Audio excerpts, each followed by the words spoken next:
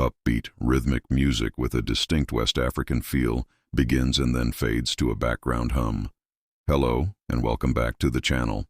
Today, we're journeying back in time, deep into the heart of West Africa, to uncover the epic story of a warrior people who built kingdoms that stood for centuries. We're talking about the Mossi people and the legendary rise of their powerful states. So, grab a seat and let's ride into history. Slight pause, music swells slightly, then recedes. Our story begins around the 11th century, in the sun-drenched savannas of what we now know as Burkina Faso. This wasn't an empty land. It was a vibrant region inhabited by various groups. But a new force was about to change the course of its history forever.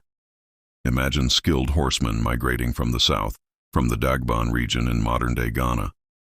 These weren't just random wanderers, they were organized warriors, believed to be descendants of Mamprusi royalty. According to powerful oral traditions, a legendary figure named Ouagadougou, often called the Stallion, led this great migration. He was the son of a Dagomba king and a Mamprusi princess. His story is one of adventure and destiny. Ouagadougou and his followers rode north, conquering local groups and establishing a new political order.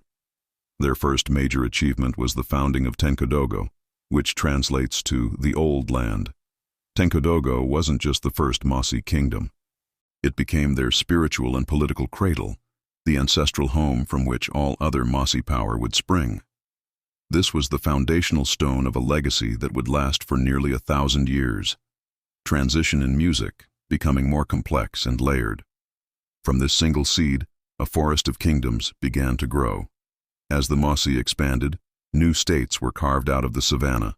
Two of the most significant were Yatenga in the north and Ouagadougou in the center. The founding of Yatenga is another tale of ambition and family dynamics. It's said that a grandson of Ouagadougou, driven by a desire for his own domain, established this fiercely independent northern kingdom. Yatenga quickly became known for its military strength and often found itself in rivalry with its southern cousins. Then, there was Ouagadougou. Emerging a bit later, around the 15th century, under the rule of Naba Ubri, it would eventually become the most powerful and centralized of all the Mossi states. Ubri, another descendant of the legendary Ouagadougou, established his capital and created a sophisticated political structure that would define the Mossi for generations.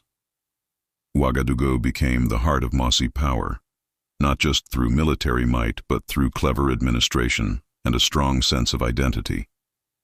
These three kingdoms, Tenkodogo, Yatenga, and Ouagadougou, formed the core of the Mossi world, each with its own ruler, or Mogo Naba, but all sharing a common ancestry and culture. Music shifts to a more regal, powerful tone. So what made the Mossi kingdoms so resilient? A huge part of their success was their unique social and political structure. At the top was the Mogo Naba, the king, who was seen as more than just a ruler. He was a divine intermediary, a living link between the people, the ancestors, and the land itself. This divine kingship gave the state immense stability. Below him was a complex hierarchy of nobles, chiefs, and officials, each with specific duties. But their real ace in the hole? The cavalry. The Mossi were master horsemen, a skill that gave them a massive advantage on the open plains of the Sahel.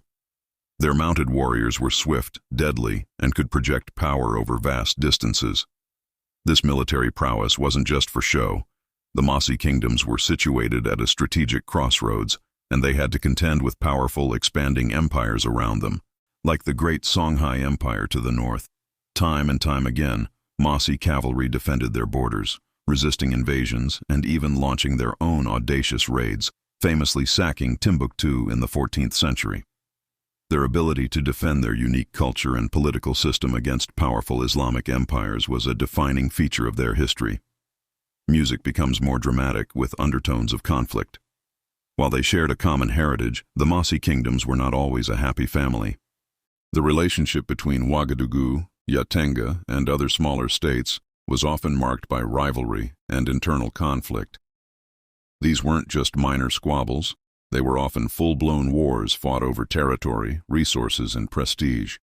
This internal fracturing was a persistent weakness, While their shared identity was strong, their political unity was fragile. Each kingdom prized its independence, which sometimes prevented them from presenting a united front against external threats.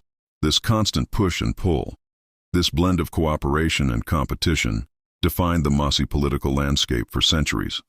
They thrived on a mixed economy of agriculture, trade, and yes, raiding their neighbors.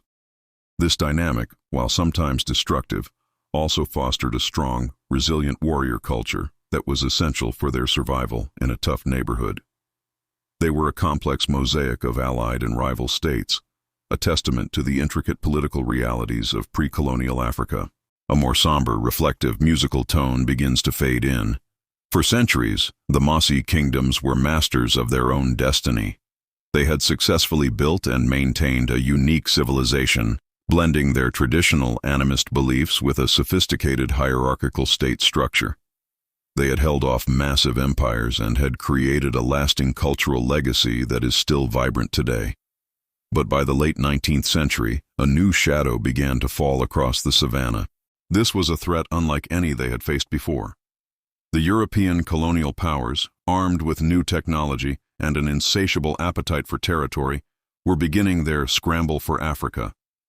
The French military advanced from the west, and the formidable Mossi cavalry, which had been the key to their success for 800 years, was no match for modern firearms.